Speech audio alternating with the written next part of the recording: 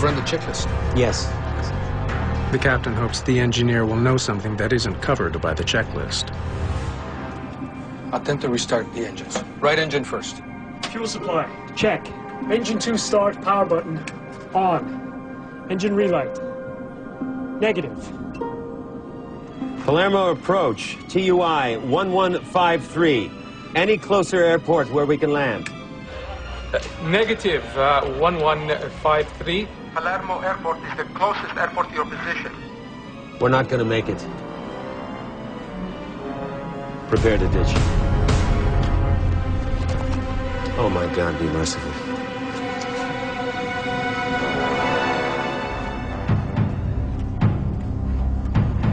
The captain has decided to land the plane at sea.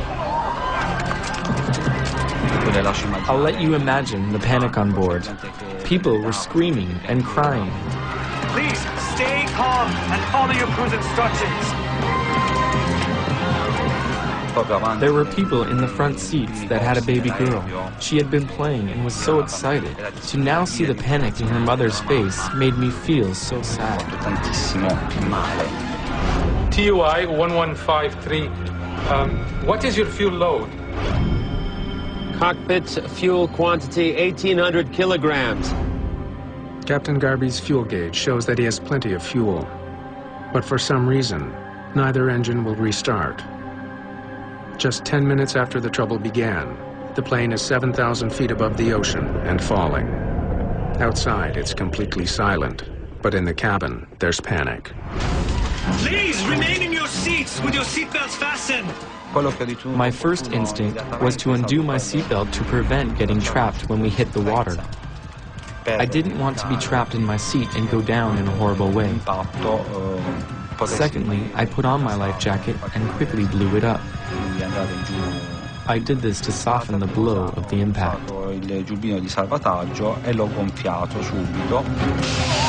not inflate your vests until you left the plane.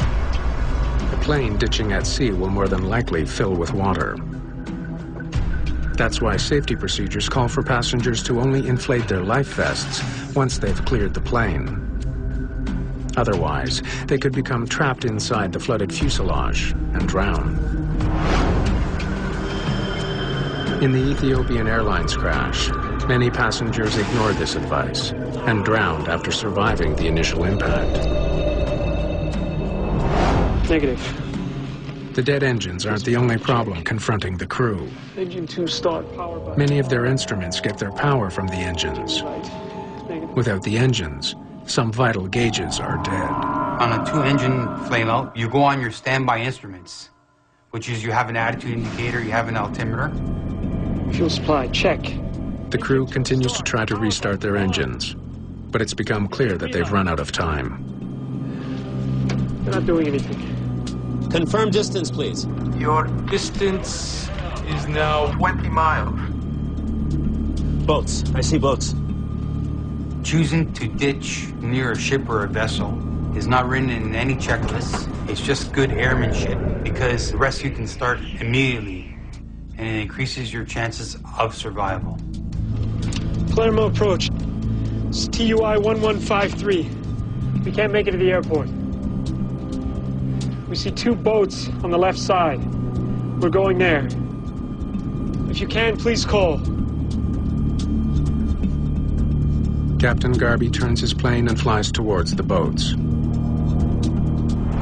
Can you send helicopters or something similar? Fast, fast, fast.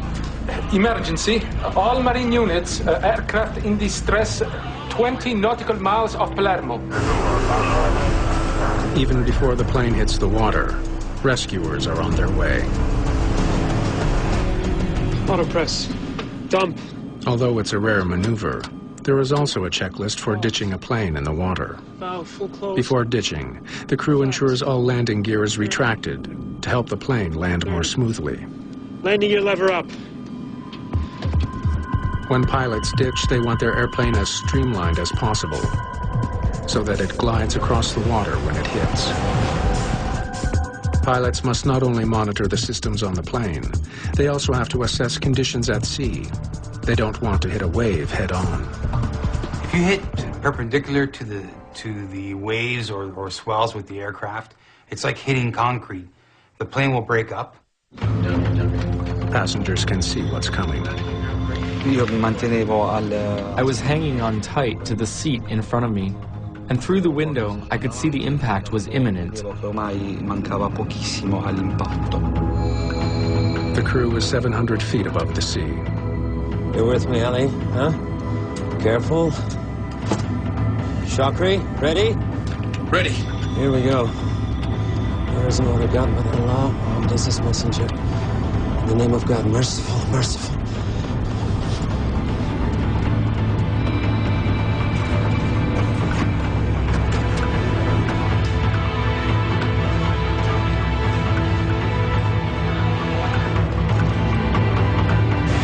At a speed of 230 kilometers an hour, the plane collides with the sea.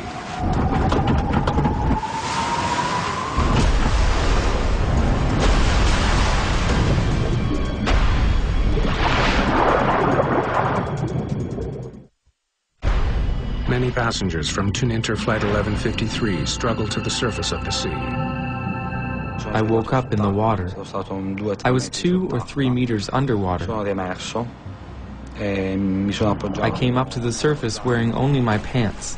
I had lost my life jacket and clothes on impact. I got to the surface and grabbed onto a bag. I was in shock. I was surrounded by everything. My thoughts were constantly with Paola. I thought I was going to die because I was spitting blood. I felt my lungs filling with blood.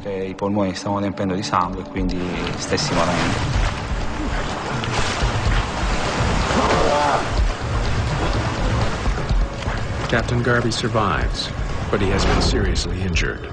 Co-pilot Ali Kabir has also survived, but flight engineer Shokri Harboui is killed. No one aboard the nearby boat saw Flight 1153 crash into the sea. The plane has broken into 3 pieces. The tail section and much of the fuselage sink to the bottom of the sea, but the largest section, containing the 2 wings, stays afloat. It becomes a makeshift life raft for survivors. But not all of the passengers have survived. Many haven't made it out of the plane and to the surface. Within the hour, the crash site is teeming with rescuers. They search for survivors from the water and from the air.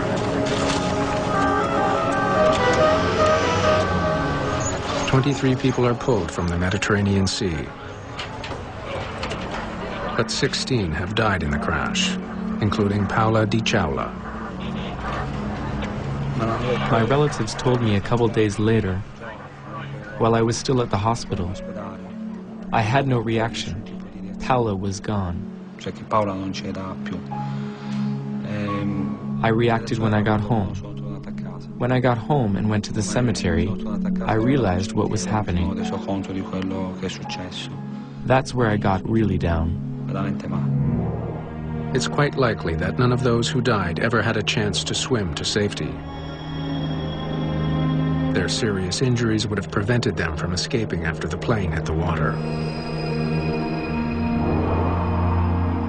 In this accident, most of the survivors were seated in the rear of the plane. Most of those who died up front. Those sections, along with some valuable clues, are now at the bottom of the sea. The one section that didn't sink is towed to the port in Palermo and taken to a nearby hangar.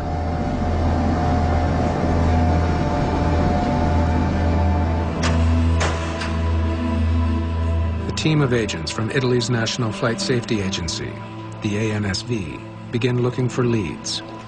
Their job: find out why Flight 1153's engines stopped in mid-flight. We need to collect as much as evidence as possible in order to fulfill 2 main answers. What happened and why had it happened? They are led by Chief ANSV Investigator Vincenzo Panetta.